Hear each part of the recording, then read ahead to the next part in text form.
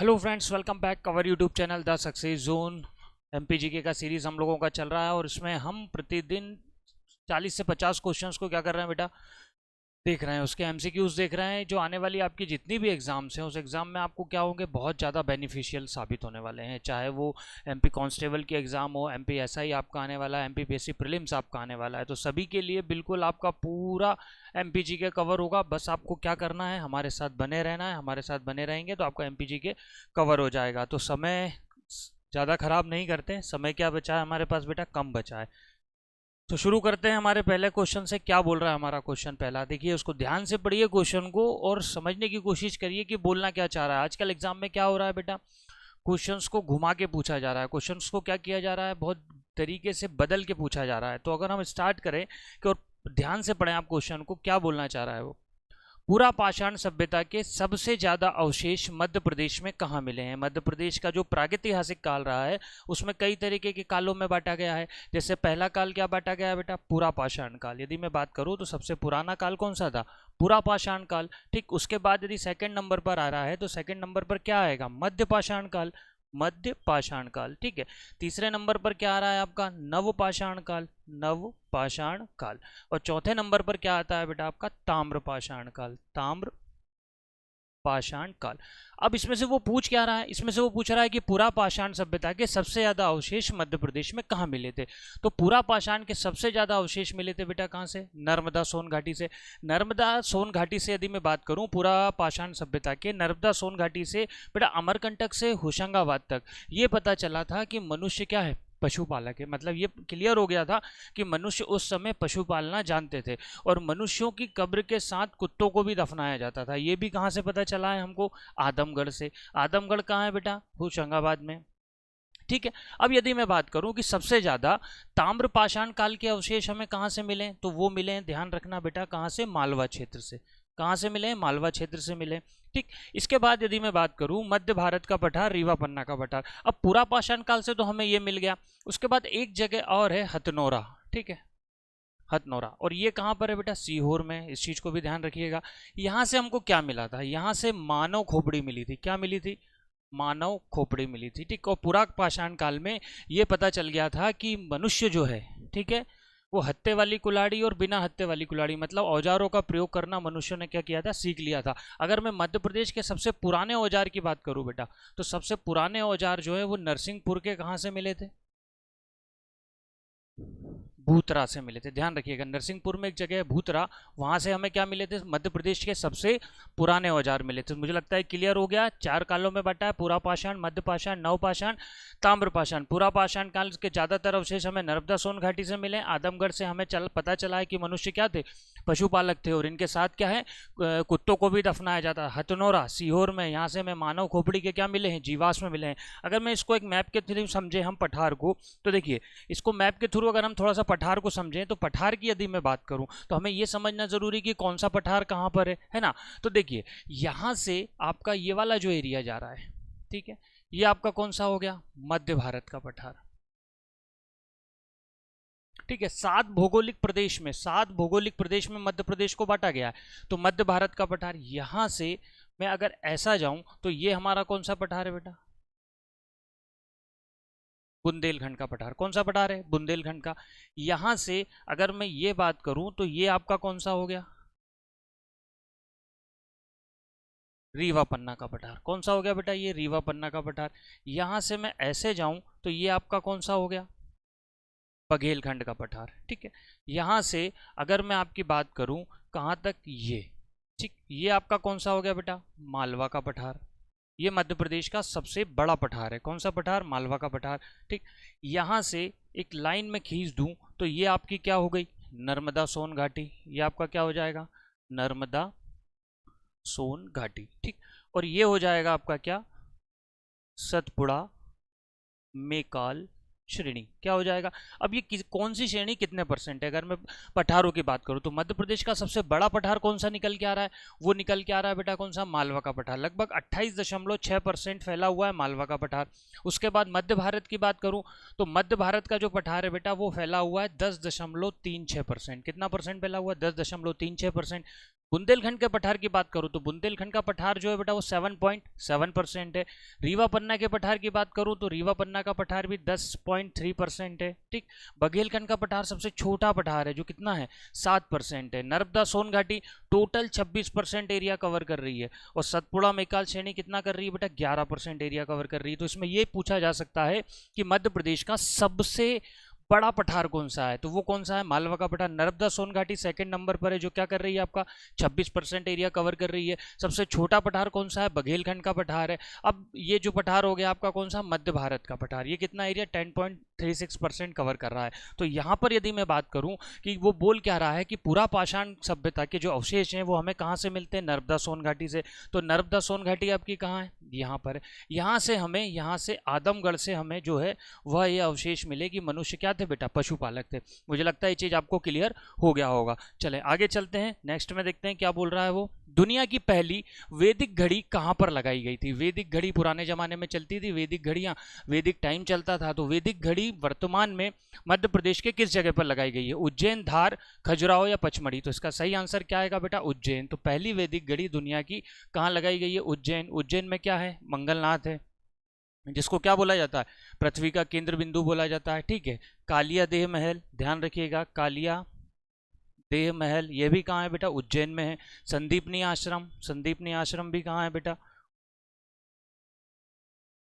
संदीपनी आश्रम भी कहाँ है उज्जैन में है। उसके बाद मैं यदि बात करूँ क्षिप्रा नदी, ठीक है, क्षिप्रा नदी के तट पर कौन सा शहर बसा हुआ है उज्जैन बसा हुआ है।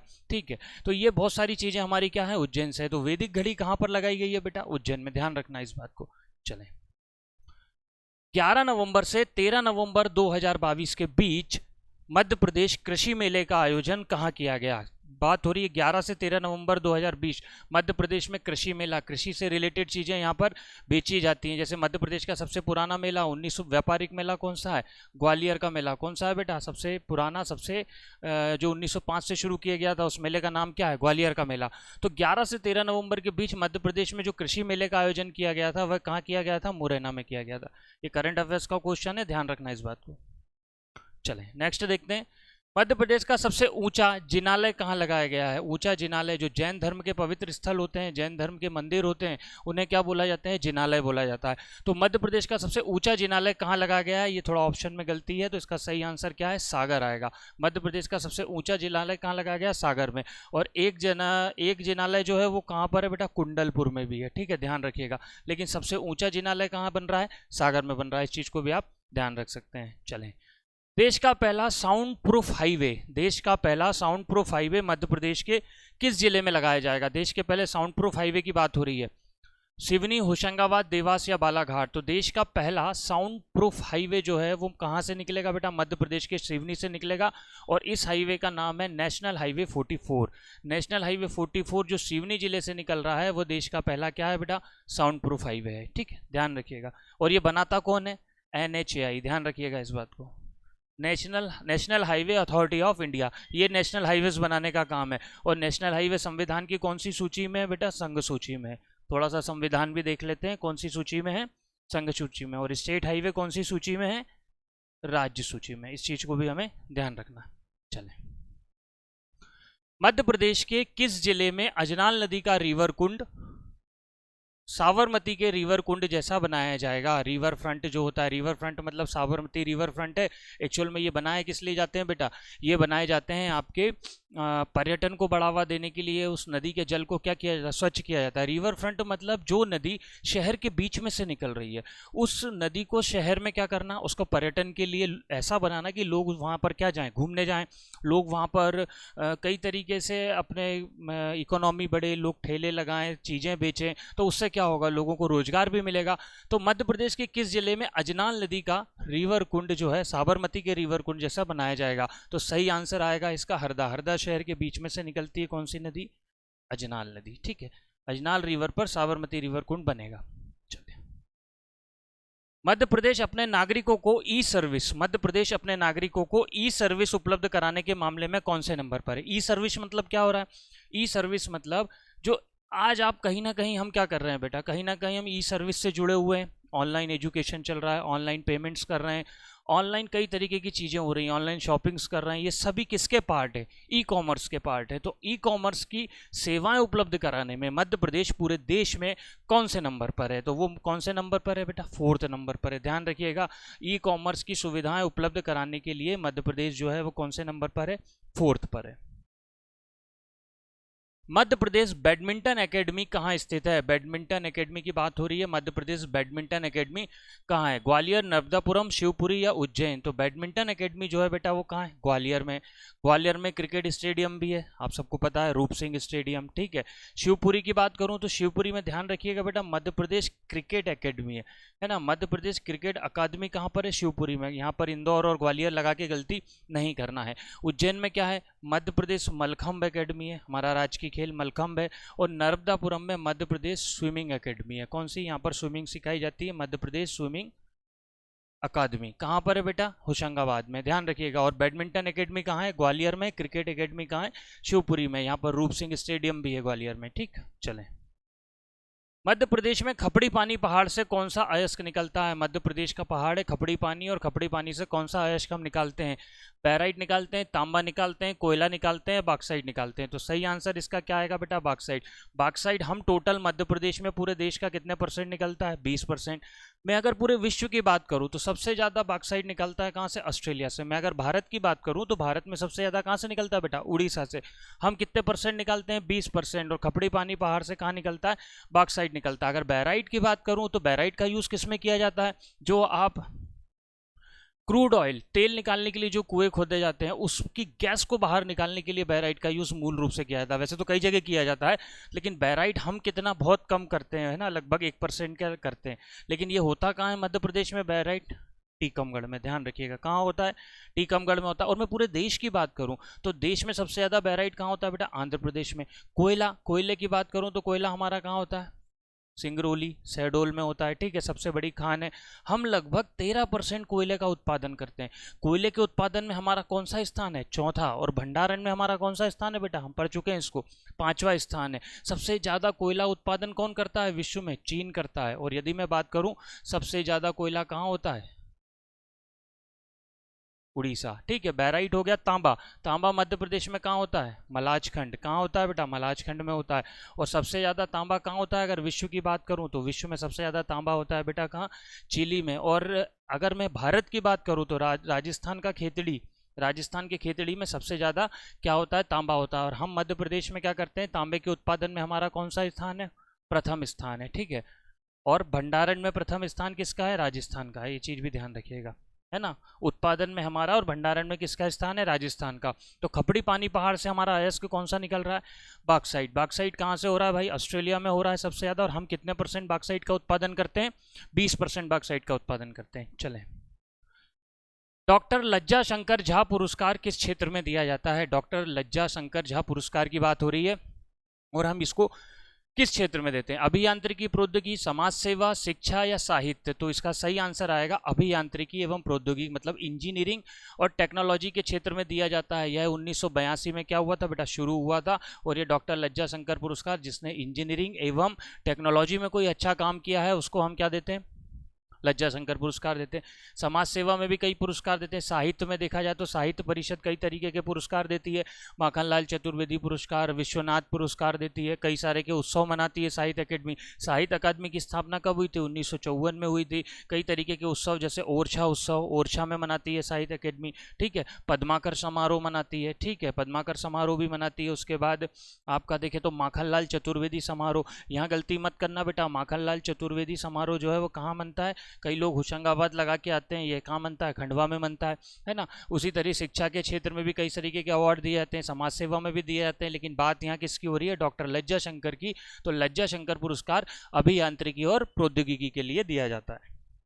क्लियर हो रहा होगा मुझे लगता है आपको। देखिए धीरे धीरे चलते रहिए बस, है ना। कौन कैसा जा रहा है, कौन कितना स्पीड में जा रहा है, उससे हमें कोई लेना देना नहीं। हमारी स्पीड हम डिसाइड करेंगे कि हमारी स्पीड क्या है, ठीक है। कोई दूसरा हमारी स्पीड को डिसाइड नहीं करेगा। कोई दूसरा स्पीड से जा रहा है, जाने दो उसे, जाने दो, ठीक है। हम हमारी स्पीड से ही चलेंगे। मध्य प्रदेश में खेती और मजदूर किस जिले में सर्वाधिक है? मजदूर कई तरीके के होते हैं ना, हमने पढ़ा था, ध्यान हो। 2011 की जनगणना में यदि मैं बात करूं तो 31.2% क्या है मध्य प्रदेश में कृषक थे, और 38.2% के आसपास क्या थे, खेती हर मजदूर थे। जो खेती में मजदूरी करते हैं वो खेती हर मजदूर होते हैं। तो मध्य प्रदेश में खेती हर मजदूर जो है वो किस जिले में सर्वाधिक है, तो बेटा ये क्या है, अलीराजपुर में। अलीराजपुर के बारे में, यह मध्य प्रदेश का क्या है, सबसे पश्चिमी जिला है। देश का और मध्य प्रदेश का सबसे कम साक्षर जिला है। सबसे कम साक्षर जिला कौन सा है बेटा, अलीराजपुर है। कितना है इसका, 37%। 37 इसका साक्षरता दर है, इसलिए ये पूरे भारत में भी और पूरे मध्य प्रदेश में भी क्या है बेटा, कम साक्षर जिला है। चलें, मध्य प्रदेश में कृषि का कुल कितने प्रतिशत बागवानी की फसल की जाती है, तो मध्य प्रदेश में कई तरीके की फसलें होती हैं बेटा, देखा है हमने क्लासरूम में। अनाज होता है मध्य प्रदेश में, ठीक है, लगभग कितना, 41% अनाज होता है। फिर हम बात करें दलहन की, दलहन होता है हमारे यहाँ कितना, लगभग 29% दलहन होता है। तिलहन की बात करूँ मैं तो तिलहन हमारे यहाँ कितना होता है बेटा, लगभग 27% होता है। ठीक है, क्या हो गया, अनाज, दलहन, तिलहन हो गया। ठीक, उसके बाद बागवानी। ठीक है, बागवानी फसल हमारे यहाँ कितने परसेंट होती है, तो बागवानी फसल हमारे यहाँ होती है लगभग कितनी, 3.5%। ये बागवानी फसल क्या होती है, जो नट्स होते हैं, फूल होते हैं ना, इनकी फसल करना। ठीक है, नट्स की फसल करना, तो ये सब किस में आते हैं, बागवानी। तो बागवानी हम कितना करते हैं, टोटल 3.5%। सबसे ज़्यादा हम करते हैं क्या, अनाज, जिसमें गेहूँ आ जाता है, आपका चावल आ जाता है। दलहन में क्या, दाल, तिलहन में ऐसी फसलें जिससे हम क्या कर सकते हैं बेटा, तेल निकाल सकते हैं। अच्छा, मैं इसमें एक प्रश्न आपसे कहूँ कि मुझे बताइए कि दलहन के उत्पादन में मध्य प्रदेश का कौन सा स्थान है, तो दलहन के उत्पादन में मध्य प्रदेश का पूरे भारत में क्या प्रथम स्थान है। दलहन अनुसंधान केंद्र कहाँ है, दलहन अनुसंधान केंद्र, ठीक है, पूरे विश्व का सबसे बड़ा दलहन अनुसंधान केंद्र कहाँ है बेटा, सीहोर में है। ये चीज़ ध्यान रखिएगा, ठीक है, सीहोर के अमलाहा में है। ठीक है, ध्यान रखना इस बात को। ठीक, तिलहन के उत्पादन में हमारा स्थान कौन सा है, दूसरा। एक चीज और, कपास के उत्पादन में हमारा कौन सा स्थान है, कपास के उत्पादन में हमारा कौन सा स्थान है बेटा, तीसरा। सबसे ज्यादा कपास हमारे यहाँ कौन सा होता है, बीटी कॉटन। सबसे ज्यादा कपास कौन सा होता है, बीटी कॉटन होता है। लेकिन बात यहाँ प्रश्न में कौन है, बागवानी की, तो बागवानी का आंसर हमारा क्या है, 3.5% हमारा क्या होता है बेटा, बागवानी फसल होती है। चलें, मध्य प्रदेश के मालवा के पठार का क्षेत्रफल कितने प्रतिशत है, अभी मैंने मैप से बताया था आपको, सबसे बड़ा पठार है मध्य प्रदेश का, कौन सा है, मालवा का पठार। तो मालवा के पठार का क्षेत्रफल कितने प्रतिशत है, 28.6, 10.36, 26% या 11%। तो मालवा के पठार का जो क्षेत्रफल है बेटा वो है 28.6%। और यदि मैं बात करूं 11% क्या है, 11% जो है वो सतपुड़ा मेकाल श्रेणी। ठीक है, ये टोटल कितने परसेंट में फैली हुई है, 11% में। 10.36% में क्या है बेटा, रीवा पन्ना का पठार। और 26% में क्या है, नर्मदा सोन घाटी। ध्यान रखिएगा इसको। ठीक है, तो मालवा का पठार कितना है, 28.6%। अच्छा, कितने प्रदेशों में बांटा गया है, भौगोलिक प्रदेश में मध्य प्रदेश को 7। ध्यान रखना इस बात को। यमुना और सोन नदी के बीच जल विभाजक का कार्य कौन करता है, ये एक्चुअल में यमुना नहीं है, ये नर्मदा है, नर्मदा करिए इसको। नर्मदा और सोन नदी के बीच जल विभाजक का कार्य क्या करता है, हमने देखा है ड्रेनेज सिस्टम। अपवाह क्या होता है भाई, नदी द्वारा, ये नदी बह रही है, अब ये नदी बह रही है तो ये उसका क्या हो गया बेटा, अपवाह हो गया, ये उसका ड्रेनेज हो गया। इसमें छोटी छोटी नदियां आके, ठीक है, जो मिल रही हैं, ये उसका क्या हो गया, तंत्र हो गया, अपवाह तंत्र, ड्रेनेज सिस्टम। इसके बीच में यदि कुछ ऐसी चीज आ जाती है जो उसके जल को क्या करती है, विभाजित कर देती है ना, अलग अलग विभाजित कर देती है।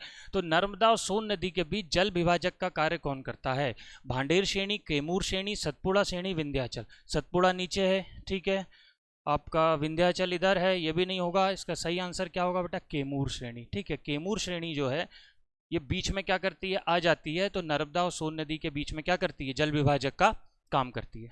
चले, किस पठार को विंध्य कागरी प्रदेश भी कहा जाता है, पठार पढ़ा है हमने, एक पठार ऐसा है जिसको विंध्य कागरी प्रदेश भी कहा जाता है। और ये विंध्य कागरी प्रदेश इसलिए कहते हैं क्योंकि वो बेटा क्या है, त्रिकोण आकृति का है। कौन सी आकृति का है, त्रिकोण आकृति का। और त्रिकोण आकृति का होने के कारण उसे हम क्या बोलते हैं, विंध्य कागरी प्रदेश भी बोलते हैं। तो बुंदेलखंड का, बघेलखंड का, रीवा पन्ना या नर्मदा सोन घाटी। तो विंध्य कागरी प्रदेश जो बोला जाता है बेटा वो रीवा पन्ना के पठार को बोला जाता है। ध्यान रखिएगा इस बात को, है ना। नर्मदा सोन घाटी फिर से बता देता हूँ कितना है, 26%। बघेलखंड का पठार कितना है, 7%।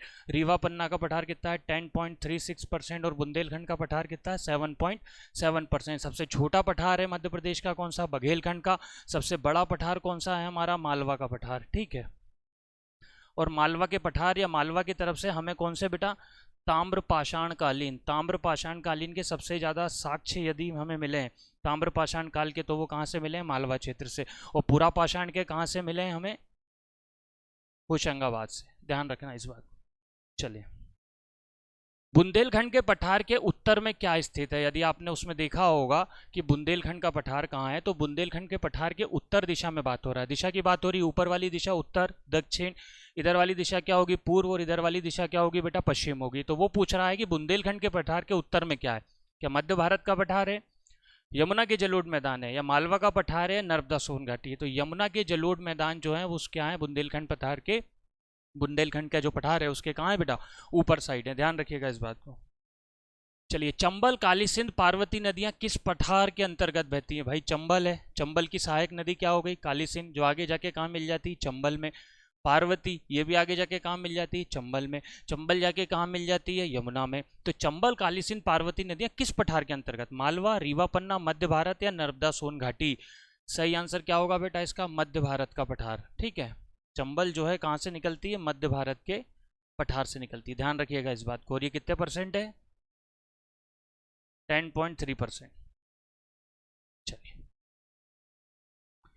मध्य प्रदेश में किस जगह से मानव खोपड़ी के साक्ष्य मिले? अभी मैं प्रीवियस क्वेश्चन में इसका आंसर दे चुका हूं आपको, किस जगह से मानव खोपड़ी के साक्ष्य मिले थे। तो मानव खोपड़ी के साक्ष्य मिले थे हमें कहां से बेटा, हथनोरा से। और हथनोरा कहां है, सीहोर में। ध्यान रखिएगा इस बात को। वहां से हमें मिले थे कहां, किसके साक्ष्य, मानव खोपड़ी के। तो सही आंसर क्या हो जाएगा इसका, हथनोरा हो जाएगा। हमने देखा पुरा पाषाण काल, मध्य पाषाण काल, नव पाषाण काल और ताम्र पाषाण काल। तो सबसे ज्यादा यदि पुराने औजारों के साक्ष्य मिले थे वो कहां से, नर्मदा सोन घाटी से, पुरा पाषाण काल के।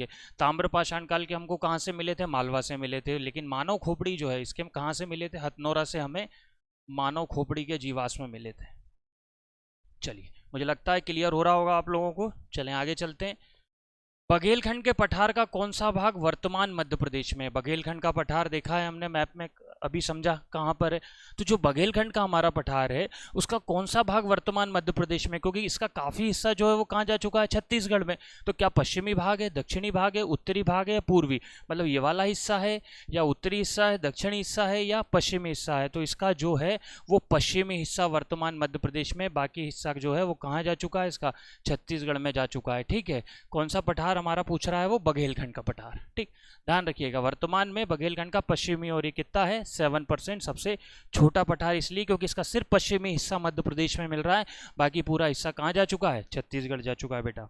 चलें, राजा का बंगला, रानी का बंगला, राजा का बंगला, रानी का बंगला मध्य प्रदेश में किस जिले में स्थित है? क्या पूछ रहा है, किस किले में स्थित है?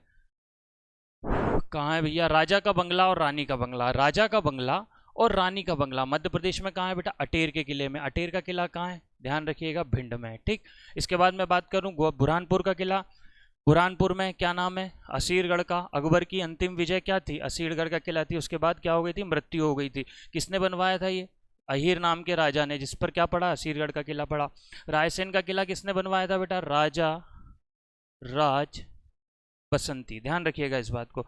और ग्वालियर का किला किसने बनवाया था, राजा सूरज सेन। ध्यान रखिएगा, राजा सूरज सेन ने क्या बनवाया था बेटा, ग्वालियर का बनवाया था। लेकिन बात यहाँ क्या हो रही है, राजा का बंगला और रानी का बंगला कहाँ है, अटेर का किला। और अटेर का किला कहाँ है बेटा, भिंड में। ठीक, क्लियर हो रहा, बहुत अच्छे क्वेश्चंस हैं, बहुत इंपॉर्टेंट क्वेश्चंस हैं। ठीक है, तो बिल्कुल भी आपको मिस नहीं करना है। आगे विश्वास करिए, आपको इन सब का, इस क्लास का बेनिफिट जरूर मिलेगा। चलें आगे चलते हैं। मानसिंह तोमर संगीत विश्वविद्यालय, संगीत विश्वविद्यालय जिसमें आप क्या कर सकते हैं, संगीत सीख सकते हैं, यह कहाँ पर है, ये सॉरी ये इसकी स्थापना कब की गई, ये है कहाँ, ये मैं बता देता हूँ। चलें, ये है ग्वालियर में। अब इसकी स्थापना कहाँ की गई थी, सॉरी कब की गई थी, 5 में, 6 में, 7 में या 8 में? तो मानसिंह तोमर की जो है विश्वविद्यालय की स्थापना बेटा 2008 में की थी। ध्यान रखिएगा इस बात को। लाट मस्जिद मध्य प्रदेश में कहाँ है? लाट मस्जिद की बात हो रही है कि लाट मस्जिद मध्य प्रदेश में कहाँ है, धार, उज्जैन, भोपाल या मांडू? तो लाट मस्जिद जो है वो कहाँ है बेटा, धार में। एक सरस्वती मंदिर भी कभी कभी पूछ लेता है कि सरस्वती मंदिर, ठीक है, जिसको लेकर थोड़ी सी कंट्रोवर्सी चल रही है, यह भी कहाँ है बेटा, धार में। ध्यान रखिएगा इस बात को।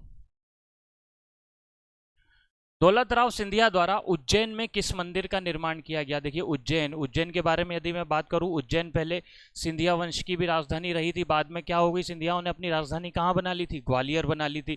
ठीक है, परमार वंश की भी बात करूं तो परमार वंश की भी शुरुआत में राजधानी क्या थी? उज्जैन थी। ठीक है, जिनके एक राजा थे, कल पढ़ा हमने, वीर सिंह द्वितीय, उन्होंने क्या किया था? परमार वंश की राजधानी उज्जैन से कहाँ ले गए थे? धार ले गए थे, है ना। और परमार वंश का सबसे अच्छा शासक, जो सबसे प्रतापी शासक थे, एक का नाम क्या था भाई? राजा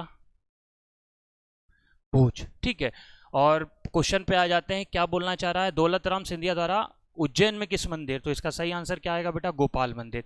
गोपाल मंदिर का निर्माण जो है वो किसने करवाया था? आपके दौलतराव सिंधिया ने।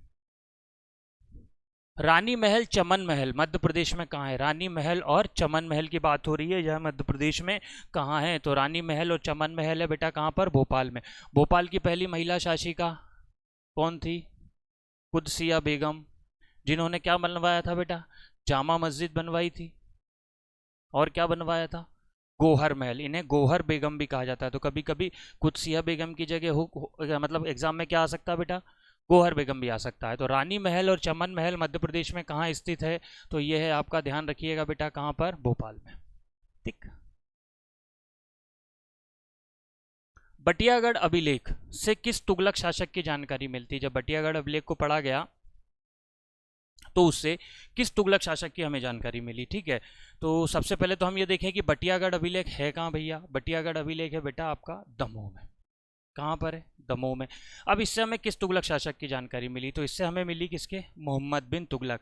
इसका निकनेम क्या था बेटा? जूना खां। जूना खां इसका निकनेम था। ठीक है, तुगलक वंश के संस्थापक कौन थे? गयासुद्दीन तुगलक। और तुगलक वंश का अंतिम शासक कौन था? नसरुद्दीन महमूद। ये तुगलक वंश का अंतिम शासक था।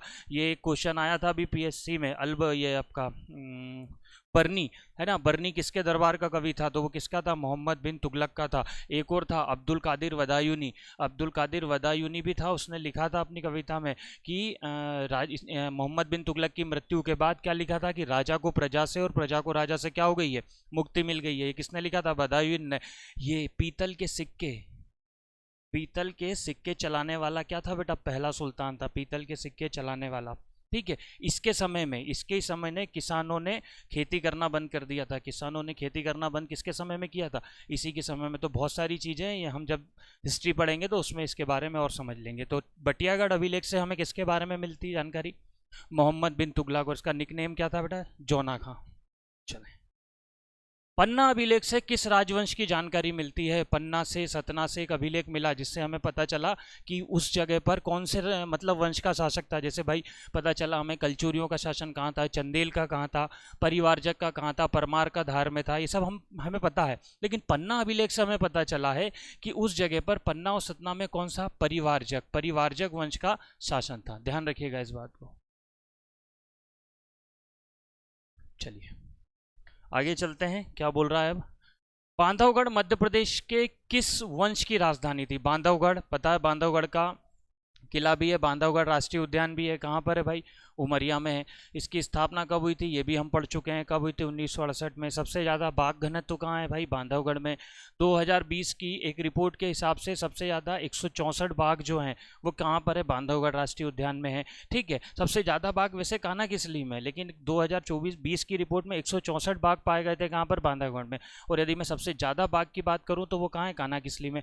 लेकिन ये जो बांधवगढ़ है वो उसको किस वंश ने अपनी राजधानी बनाया था? प्रश्न ये है, मेघराज वंश, कलचुरी वंश, बघेल वंश या चंदेल? तो मेघराज वंश ने अपनी राजधानी किससे बनाया था बेटा? बांधवगढ़ को, जो भी वर्तमान में कहाँ है?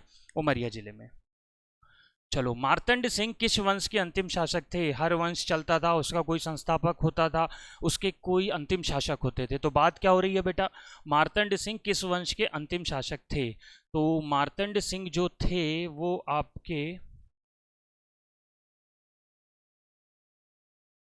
परिवारजक वंश के शासक थे। ठीक है, कौन से वंश के? नहीं, परिवारजक नहीं आएगा इसका। ये थे आपके बुंदेला वंश के शासक। ठीक है, बुंदेला वंश के शासक कौन थे? मार्तंड सिंह थे। चले, कालिदास की पुस्तक मालविकाग्निमित्रम में शुंग वंश के किस शासक का उल्लेख मिलता है? तो ये मालविकाग्निमित्रम क्या है? कालिदास की पहली रचना है। लेकिन पहली यदि काव्य रचना की बात करें तो पहली काव्य रचना कौन सी थी? ऋतुसंहार थी। ध्यान रखिएगा, क्वेश्चन को ध्यान से पढ़िएगा, कभी यदि क्वेश्चन इस तरीके का आ जाता है तो कालिदास की पुस्तक मालविकाग्निमित्रम में शुंग वंश के किस शासक का वर्णन था? तो ये था किसका? अग्निमित्रम का। ठीक है, अग्निमित्रम का वर्णन किया था उन्होंने किसमें? मालविकाग्निमित्रम में। नाम हो रहा है? ठीक है, मैच हो रहा है, इसलिए भी हम आंसर लगा सकते हैं। मध्य प्रदेश में मालवा का पठार कितने परसेंट है? रिपीट हो गया ये क्वेश्चन, अभी पढ़ चुके हैं हम, 28.6%। मध्य प्रदेश में वाकटाक वंश की राजधानी कौन सी थी? कई सारे वंश थे, चंदेल वंश, ओलीकर वंश, हय वंश, ठीक है, परमार वंश, चंदेल वंश, बुंदेला वंश, कई सारी के वंश थे मध्य प्रदेश में। उसमें एक वंश था वाकटाक वंश। उसकी राजधानी मध्य प्रदेश में कौन सी है?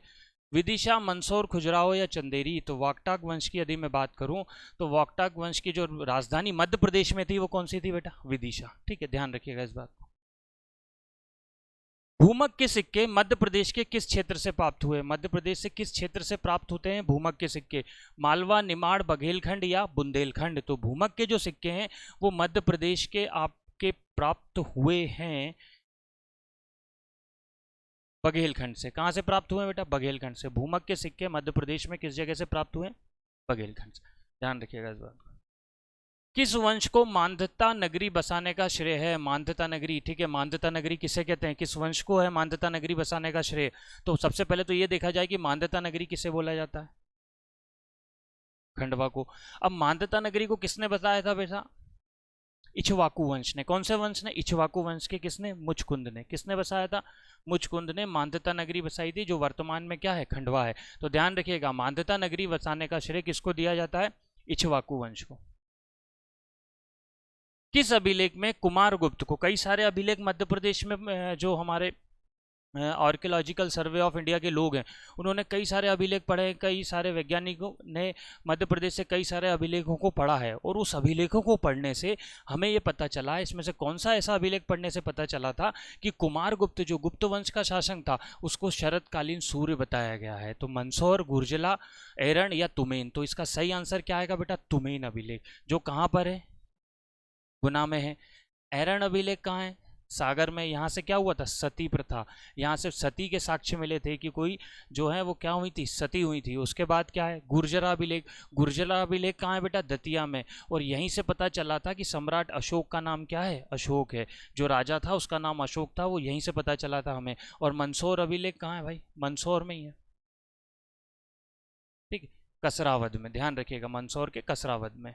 ठीक, तो कुमारगुप्त को शरतकालीन सूर्य किस अभिलेख में बोला गया? तुमेन अभिलेख। और ध्यान रखिएगा, कई बार एग्जाम में आया है ये। तुमेन अभिलेख कहाँ है? गुना में।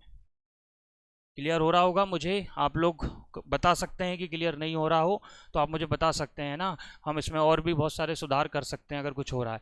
बिश्नूर बांध मध्य प्रदेश में कहाँ स्थित है? बिश्नूर बांध की बात हो रही, कई सारी बांध है मध्य प्रदेश में। तो सिर्फ हमको क्या करना है बेटा? क्वेश्चंस को ध्यान से पढ़ना है। कभी कभी गलती हम लोग क्या कर देते हैं, हम क्वेश्चंस की लैंग्वेज नहीं समझ पाते।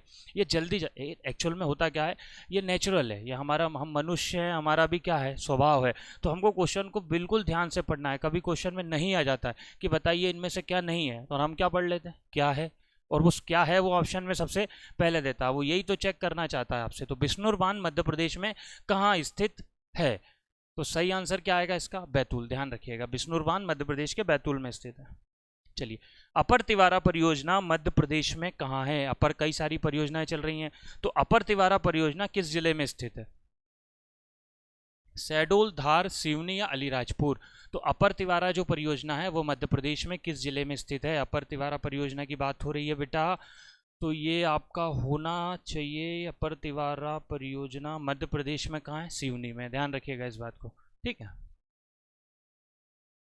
चौकीगढ़ का किला मध्य प्रदेश के किस अभ्यारण्य में है? चौकीगढ़ का किला मध्य प्रदेश के किस अभ्यारण्य में है? कई अभ्यारण्य मध्य प्रदेश में, उसमें चौकीगढ़ का किला नौरादेही में है, राला मंडल में है, केन में है या सिंगोरी में? तो ध्यान रखिएगा ये कहाँ पर है बेटा? सिंगोरी में है। ठीक है, सबसे बड़ा अभ्यारण्य कौन सा है हमारा? नौरादेही। कहाँ है भाई? सागर में है। ठीक है, राला मंडल कहाँ पर है? इंदौर में है। ठीक है, बम्बू सेंट्रम लगाया गया था यहाँ पर। केन अभ्यारण्य कहाँ है भाई? आपके इसकी स्थापना कब हुई थी? 19 81 में हुई थी, केन की, है ना। ये कई बार एग्जाम में ये भी पूछा गया। कौन सी नदी निकलती है, ये भी एक बार एग्जाम में पूछा गया था। तो कौन सी नदी निकलती है यहाँ से, मऊवर नदी निकलती है। चले, जीर्ण अभिलेख से किस वंश के प्रमाण मिलते हैं। फिर एक अभिलेख आया भैया हमारे सामने, तो जीर्ण अभिलेख, जीर्ण अभिलेख से किस वंश के हमें प्रमाण मिलते हैं। तो जीर्ण अभिलेख से हमें प्रमाण मिलते हैं बेटा किस वंश के, गुहिल वंश के। ध्यान रखिएगा, जीर्ण अभिलेख से हमें प्रमाण मिलते हैं किस वंश के, गुहिल वंश के। मालवा को मालवा किस वंश ने नाम दिया था। आज हम जिसको मालवा बोलते हैं ना, मालवा का क्षेत्र, ठीक है, मालवा का पठार जो है 28.6% है, तो वो मालवा को मालवा नाम किस वंश ने दिया था। परमार, कलचुरी, चंदेर या ओलीकर। तो सही आंसर क्या आएगा, ओलीकर। ओलीकरों ने कहाँ राज किया था बेटा, मंदसौर क्षेत्र में किया था। ओलीकर वंश की राजधानी क्या थी, मंदसौर थी। मंदसौर के ये क्या थे, राजा थे। तो मालवा को मालवा नाम किसने दिया था, इस ओलीकर वंश के लोगों ने दिया था।